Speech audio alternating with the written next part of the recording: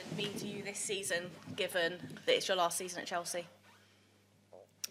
Well, I think every game means a lot to me. You could see that just in the league and having a record crowd at the weekend at Stamford Bridge. I really don't apportion any more emotional response to one competition over another. I would like to be part of a team that wins as much as possible. So, yeah, I'm excited to be in this arena. I saw pitch side, the quality out there. I'm looking forward to the atmosphere. I know our players will be really excited about that, and I'm just happy to be at this stage of the competition. And Erin, like, what's it like for you playing in this tournament? I mean, it's such an important competition. You've gone so far in it. How much would it mean to go that step further, particularly in Emma's last season? Of course, it would mean everything to get to the final and to go on and win it. But you know, I've been at this club so long. It's all about a process. I think we're in the quarterfinals now, and you know, it's two ties that lie ahead. Two tough games against a really tough team who've more than proved themselves at this level. So I think we're under no illusions it's going to be a tough game tomorrow. But of course, it's hard not to dream a little bit. You are a football player, but at the same time, I've been so well drilled under Emma that it is very process orientated. Just Emma, sorry, squad news. Is there any updates? The same as the weekend. Nobody dropped out, but nobody's come back into the squad. Well, thank you. Tom?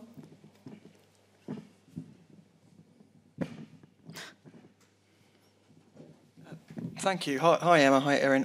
Could I just ask, following on from that, Emma, could I ask how Moira Ramirez is doing? Do you know roughly how close she is to coming back? Yeah, I think it's more the weekend is realistic. When we return from here, she could very well join team training for part of that on Friday, but she's still got to go through another two-step process as part of her, rehab with the medical team. And my hope is that she will join in again on Friday. And how are you managing that balance with the multiple games a week? I know you spoke at Everton about how hard it is to play all those. How are you managing that at the moment? Well, it helps when you're winning. Let's put it that way. You find a little bit more energy in the legs, and something that Erin and I discussed on the way here. That yes, of course, you can imagine there's a very little time between games, but it's so motivating when you're able to play to take part in so many competitions. I think it galvanises us, and I think us as a group do really, really well with games accumulations, and we're showing that again this year. Thank you. And Erin, could I ask you what you've made of Ajax so far this season? Because they look like we know they've had some very good results in this competition, but they look like they've had a great season.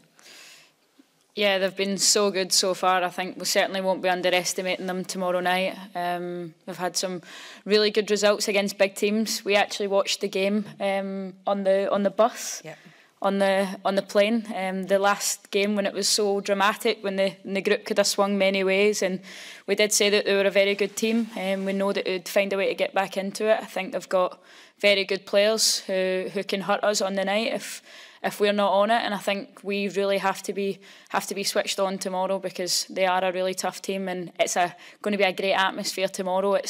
We know certainly from Friday how much a home advantage can really help us, how much a home crowd can help. So I think we need to try and silence that as much as possible. Yeah, could we be able to draw on the experiences you've had in the big stadiums and tough away games that have been big crowds? Will you be able to draw on that to try and help you tomorrow? Yeah, I think it's going to be important for us. I think it's their first time at this point in the competition, am I right? So I think we can certainly use our experience as one sort of advantage factor, but I think as a player, I certainly know that if I was in the competition for the first time, I'd be playing without fear. So, I think we need to be wary of that as well, that they can be playing without fear and they've got nothing to lose, and sort of we've got everything, so I think we'll be giving it everything tomorrow night, I think, to try and bring a result back to Stamford Bridge that we're happy with. Thank you. And Emma, could I also ask you what you made of Ajax in this campaign, please? Yeah, I mean, much like Erin said, you come through what some said with the group of death, and to come through with strong results and strong performances. They play the Ajax way. Certainly, I think for us, we know that we have to be wary of so many of their threats going forward. I think they're particularly strong. Lukta down the middle is an outstanding player, and Grant on the right has caused all sorts of troubles for defences this season. But I think for us, one of the things you get when you're experienced in this competition is that know-how to put as much focus and effort on yourself first. And I think when you've got such little turnaround, we've only had today to prep for tomorrow's game. But the players' experiences of being in this tournament have to count, because it's intimidating playing against 35,000, in front of 35,000 people in a tight arena. And for us, let's draw on our experiences, because it is important for us we come through tomorrow's tie in a really strong position. Thank you both very much. Yep.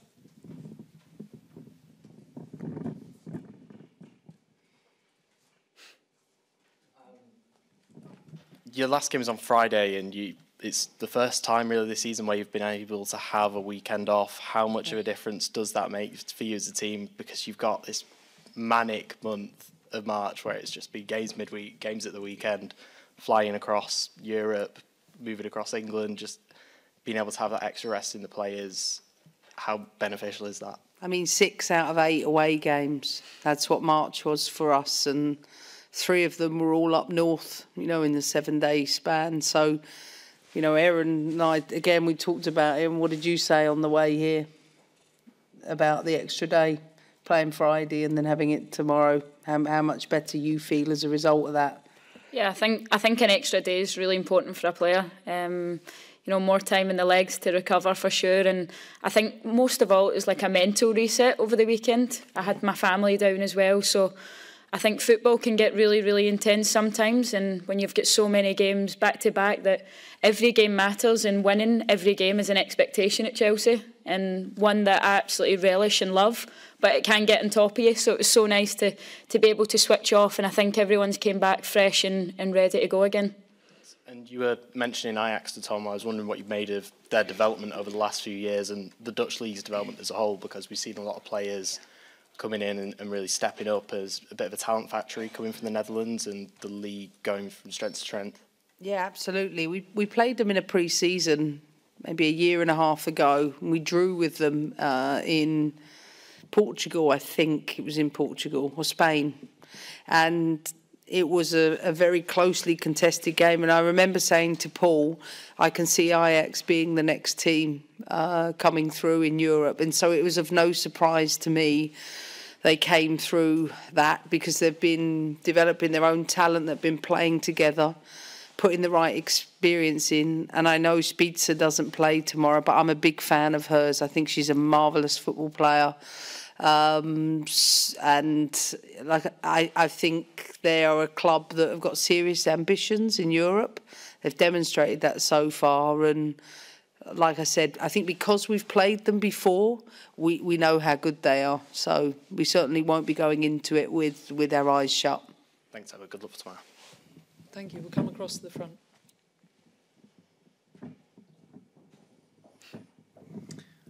Emma, one of the Dutch talents players of Ajax is Lily Johannes. Mm-hmm. What do you think of her? She's very young still, but doing already so good. Yeah, I mean, there's no denying Lily has tremendous talent, and to play for a top European team at the age of 16 in the centre midfield position just shows how much faith the coaching team has with her. I mean, her final pass is exceptional. She's got the ability, especially in tight areas, she can get out of pressure really well. But her vision, the quality of her execution is really, really high. Sometimes I don't believe she's 16 years of age, because she plays with such maturity, but a wonderful talent. Now, I said she was Dutch, but that's not completely true, because she can still choose, right? And you becoming the coach of the national team of America, she could play for America as well. Will you have a conversation with her after the match and try to influence her? Oh no, absolutely not. No. I'm here for Chelsea, and I don't influence those things at this time. But, you know, whatever she decides in her future, that's for her and her family to decide. Tomorrow, you know, she is certainly on the other team, and I'm more interested in how we're going to stop her, to be honest. Now you have a great reputation all over the world. If you talk about your coaching, I heard the comparison, for example, with Alex Ferguson and with Jurgen Klopp. Yeah.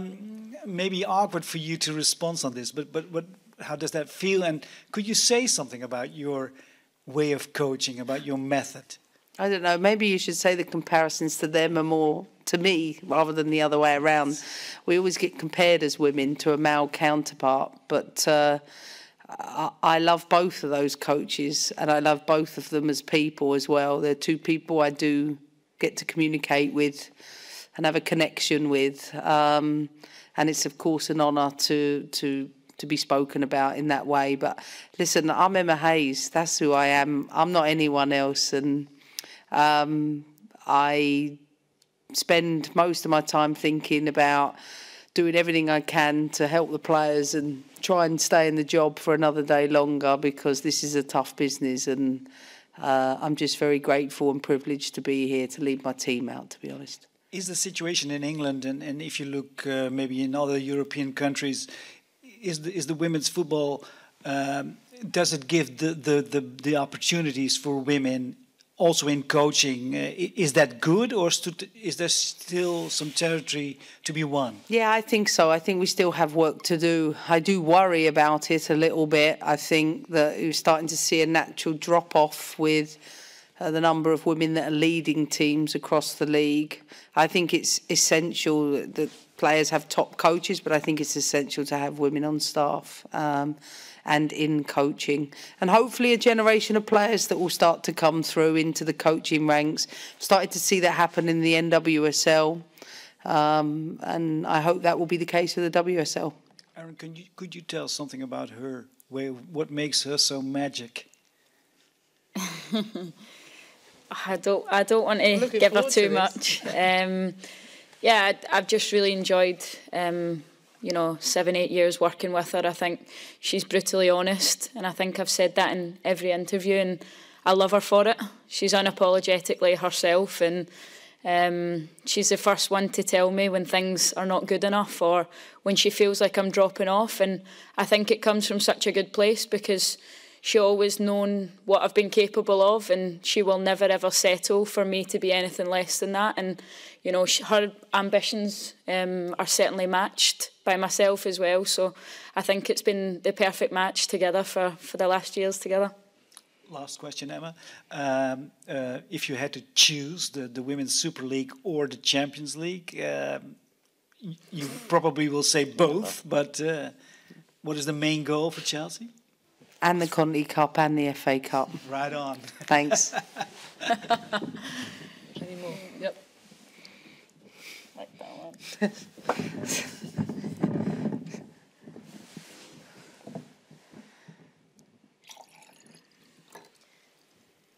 Hi. Hello. My question is for both of you, and it's about depth. It seems to be one of Chelsea's sharpest not-so-secret weapons. And while there is, of course, understandable, rightful concern about the health of players who are unable to play, it seems like there's also this sort of underlying narrative of, okay, well, which players are we going to see rise to the occasion in this match? And, throughout the season, we've seen different occasions of that. Emma, if you can talk about, from a manager's perspective, how you sort of cultivate a culture of being able to harness depth as a weapon, and then Aaron, the experience of a player on that side of it.